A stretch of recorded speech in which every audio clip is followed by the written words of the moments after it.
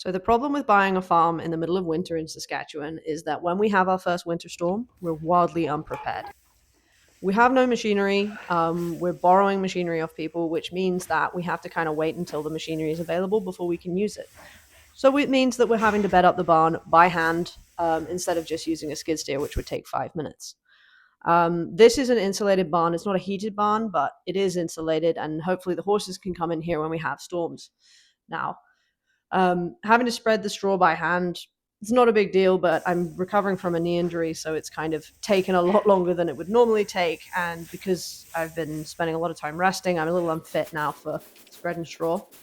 So the aim of this barn is to have it to rear pet calves and also to put the horses in during storms. Being a woman in agriculture, you never really want to ask anyone for help. You want to prove you can kind of do it on your own.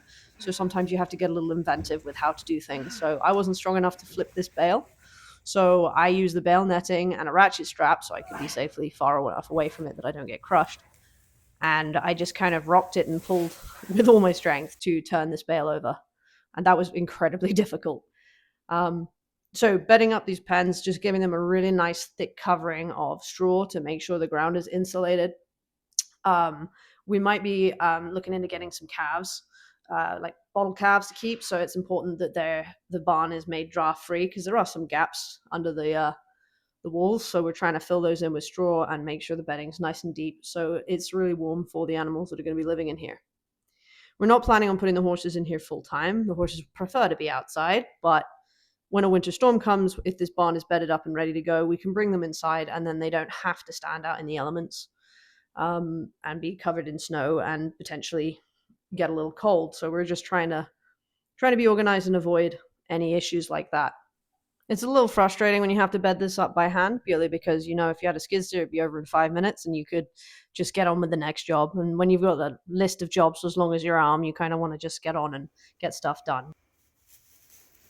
And this is the finished product. We've left one pen not bedded properly because we haven't got any stock in there yet.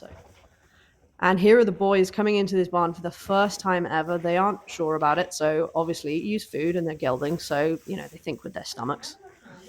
Brave boy Blue always comes in first, and Ted was struggling with understanding the concept of not going the wrong side of the gate, so he got a bit stuck, so I had to go and get him. Yeah, and here they are just kind of checking out. They're a little nervous at first because they're horses. They aren't big fans of new things, so they're kind of figuring out. We do have some cats that live in there, and I'm pretty sure the cats are going to scare the crap out of these horses at some point. But they're going to have to just deal with it. So Ted really got bold and was like, "Ooh, this is nice," and he was really enjoying just having a little look around. They're a little tense and a little jumpy in there, but it's a new environment for them. I don't think either of these horses have ever lived inside an actual barn. And here is Ted doing exactly what horses do when they have a nice, warm, sheltered place to go. They choose to go outside in the elements and completely ignore the nice insulated barn.